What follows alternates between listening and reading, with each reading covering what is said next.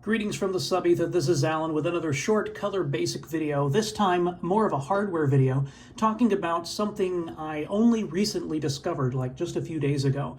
The original color computer when it came out in 1980 was the TRS-80 color computer.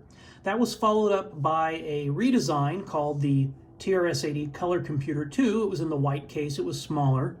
And then sometimes during that Color Computer 2's lifespan, it got rebranded as a Tandy color computer. And it turns out in the Tandy Color Computer 2, there was a slightly upgraded video chip that had a different font and supported lowercase and some other features that I only recently found out about. Then after that, everything was called Tandy. The Color Computer 3 was the Tandy Color Computer 3. The menu of the new XRoar emulator, you'll notice it has entries for Tandy CoCo, Tandy CoCo 2B, and then Tandy CoCo 3. Well, technically, I guess this should be TRS-80 CoCo, and then the Tandy CoCo 2 version with the T1 chip was indeed called Tandy, and so on. The Tandy MC10, at least in America, it was never sold under the name Tandy. It was a TRS-80. So we're going to just call everything Tandy, and we're going to talk about the original Color Computer 1 and the early versions of the TRS-80 Color Computer 2 versus the later Tandy Color Computer 2. That's why the naming becomes important, because they were different. So I'm going to reset this emulator, and we're in Tandy Color Computer mode. This is the Color Computer 1 or the Color Computer 2 that said TRS-80 on them. This is the 6847 video display generator. If you'll look at the O's, you can tell they are square. Also, it doesn't support lowercase. If you go into what is lowercase, lowercase letters are represented by inverted video. So it supports lowercase, it just doesn't display them. Now, when the Tandy Color Computer came out, this 6847 video chip was replaced by an upgraded model called the 6847 T1 or something like that. And I'm going to reset into that model, and I want you to look at the font, specifically the letter O. Also, while we're here, I'm going to want you to notice the 0, the number sign, and the asterisks, as well as slashes, and probably some other characters. Notice the 0, no slash, the number sign, it's got a space in the middle, the asterisk is a diamond, and the slash and backslash kind of have a little edge to the end. And there's some other differences too, but these are some that I only recently became aware of. So I'm going to reboot the hardware, and we're going to go into Tandy CoCo 2 mode. Now look, much better font. The O's are actually round. The 0 has a slash in it. The number sign gets rid of the vertical separator, but still has the horizontal. The asterisk actually looks like an asterisk, and the slash looks like a slash. So it's an improved font, and there's some other differences too with various letters that they reformed. And also, it supports lowercase. Oh wait, no it doesn't. This chip actually does have a lowercase mode built in, but for compatibility with the original one, there was no code added to support that. You can enable lowercase by doing some pokes. And from what I've understood, in memory at location FF22, let's see, what is that? Print, oops, let's get into uppercase, print, and HFF22. Okay, location 35314 is a register with some bits that set different modes of the video display generator. I'm going to load a little test program I have. And I put some comments at the beginning. So I don't know what all the bits are for, but the ones I was interested in is bit 3, starting from the rightmost bit 0, 1, 2. Bit 3 is a background color bit. When that's set, it flips to an alternate color set, which is supported on the original VDG. If bit 4 is set, it changes the characters to support lowercase instead of these inverted videos. That was not supported on the original VDG chip. Bit 5, if it's set, it does inverted video where the whole screen will be inverted like that. And bit 6 is something I did not know about until just a few days ago. It makes the border match the background color, basically. So I'm going to run this program and show you what it does on this chip. First, this is the normal mode. This is what we're used to seeing. Now, I'm going to set the bit called border. When I set that, you'll notice the background green and the border goes green. So on the T1 video chip, apparently you could get rid of that black border in text mode. Then you can set another bit for lowercase, and you get the lowercase font, which looks really nice. Now the next thing it's going to do, it's going to switch into reverse mode. So we've got just reverse normal, and you'll see that the entire background switches, and uppercase now becomes the one that's inverted.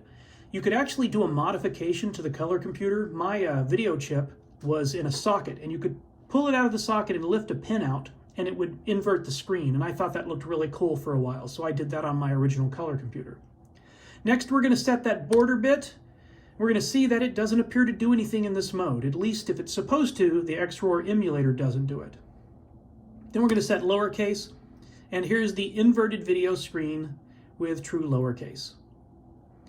Now we're going to start setting the alternate color bit. So now you see, instead of a green screen, you get kind of this orangish color, and that's the alternate color that you get when you use the command screen 0, 1 or 0, 0. These were actually available in BASIC, but I never knew about it, so I never used it. So this is the alternate color mode. Instead of green, we get whatever color this is. Now I'm going to set border, and you'll see we get the orangish reddish border. And we can even do that with lowercase. So it looks like we can do green, entirely green screen with upper and lowercase, or an entirely orange screen with upper and lowercase. And if we go to the reverse, we get this weird red and orange color, but the border doesn't seem to change. It doesn't look like you can have border and the reverse on at the same time, but you can have the lowercase.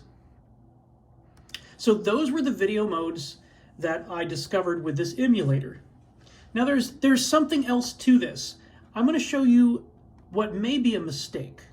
Right now I have it set to do no processing of the screen. The color computer was a color computer, but it got most of its high-res colors by using artifact graphics. You would send a black and white image to a TV set, but the signal would be misinterpreted as color. So if I go into simulated, this is what a TV set kind of would have looked like. Look how blurry this is. Watch what happens to those colors when I run this. The first three do the same thing. The inverted reverse video ones, they do the same thing. But when I start doing the alternate color set, the XRoar emulator has a quirk, unless the real hardware does this. I do not have a T1 color computer to test this out on. But when I do this, we get this weird mode. The emulated circuitry in XRoar changes this and somehow turns it into this weird purple color. And again, if I invert it, when I get to reverse normal, border, and lowercase, something else snaps into this and makes it kind of this weird purple color. Don't know why. The author is kind of looking at that right now. And just to contrast what this does, if I want to switch this machine back to an original color computer and try to load this program in again, this is what it looks like on a non-T1 video chip. You get normal, but there is no lowercase bit, so you just get garbage. Oh, reverse doesn't seem to work either. I don't know if that's supposed to work on real hardware. And for the alternate color, you'll notice it's a different color. It's more of a, well, I don't know what color that is. And reverse doesn't seem to do anything. So maybe the reverse bit was new.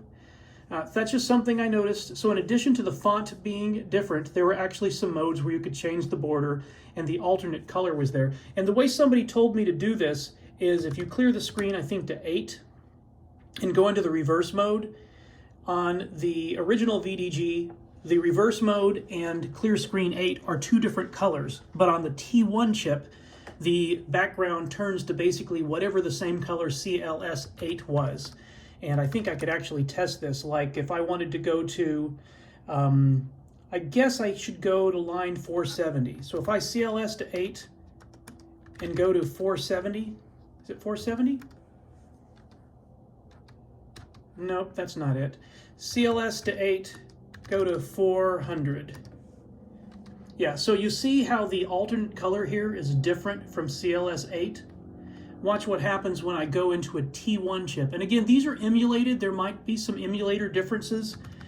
I don't have a real machine, so I'm going to do a CLS8 here and go to line 400. Oh, I don't get the alternate color at all now. I wonder what I did wrong. Let's look at this again. Do I not get alternate colors here? There's the alternate color. What line is that? 300? 300. Okay, it's probably because I'm doing some different bits. So I'll clear screen 8, go to 300. Now you notice there is no difference between the background and the rest of the screen. So whatever CLS8 is, on a T1, the alternate color appears to be a different color. And this part works on a real color computer. That was verified in the Color Computer Facebook group. So that's just a little experimenting I've been doing with the T1 chip.